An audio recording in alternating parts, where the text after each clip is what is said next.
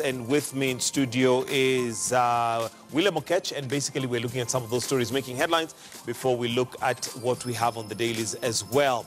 Now, all that we have talked about, Raila not attending or threatening not to participate in the elections, comes as an application by the IEBC chair, Wafula Chebukati, seeks clarification on how to handle discrepancies in result transmission of Form 34A and Form 34B will be had on Wednesday. Chebukati is also the national returning officer, moved to court arguing that the Supreme Court caused confusion in its judgment that declared the results without verification, contrary to Court of Appeal rules that barred him from editing the poll results.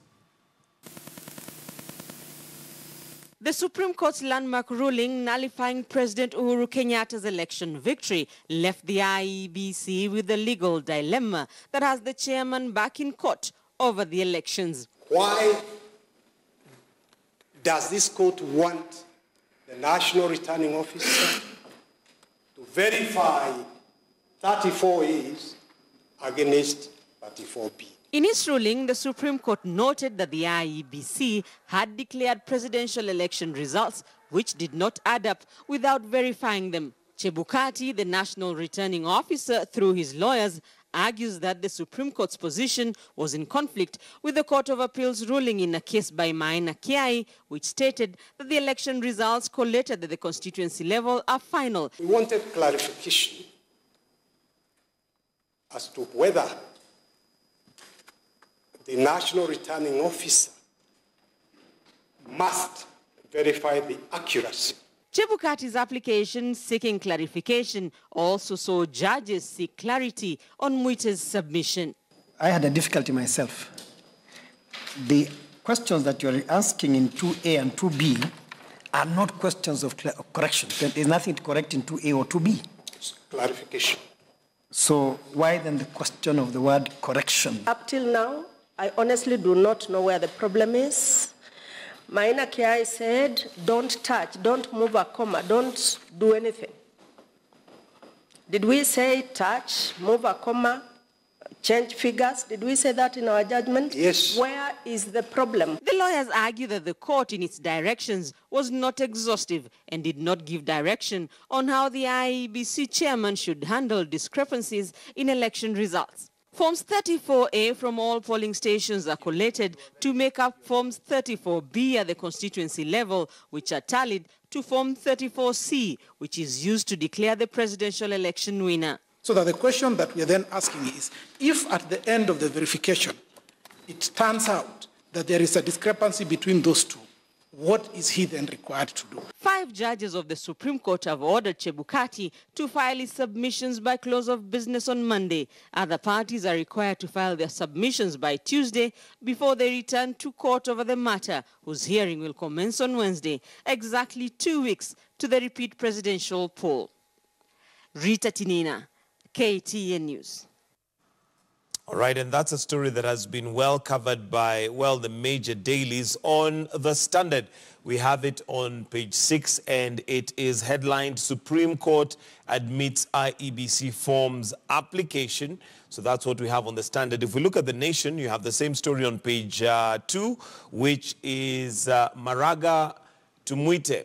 The law is clear on IEBC duties. And as you have seen there, the DCJ, Philomena Mwilu, basically also saying she does not understand what the bone of contention is or the question. On The Star, we have it on page 10, where it is who, when, where.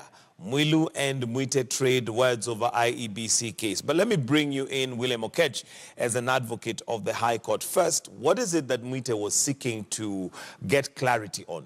Yeah, it comes down to the word verification. What Senior Counsel Mwite had sought clarification was because the law makes the IEBC chair the national returning officer for presidential elections. Results from the polling station are collected in Forms 34A, and thereafter these are transmitted to the constituencies in Form 34B, and thereafter the national returning officer will have it in Forms 34C. Now, the law says thereafter, when these results are transmitted electronically from the polling station to constituency and then to the national, the returning officer has the duty of verifying that those results match. So I think the confusion comes out to the exact meaning of verification. Senior counsel was posing the question, what happens where the national returning officer realizes that there are some errors in the process of that verification?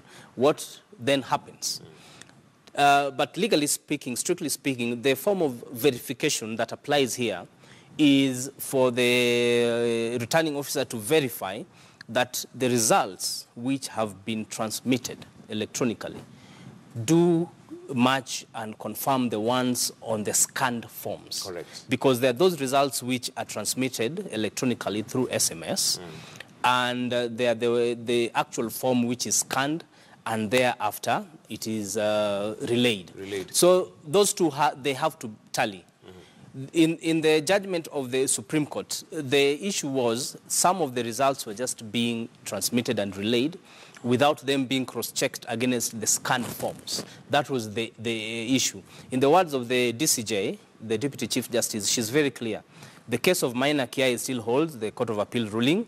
The IEBC chairperson does not have the authority to alter, not even a comma, not even a word, a sentence, where such errors are identified with, for example, if a figure 10 was written instead of 11, then that one now remains for the election court. It is the election court which now can go into the issue and try to look into those errors and rectify them. So as it is, Maina Kiai stands.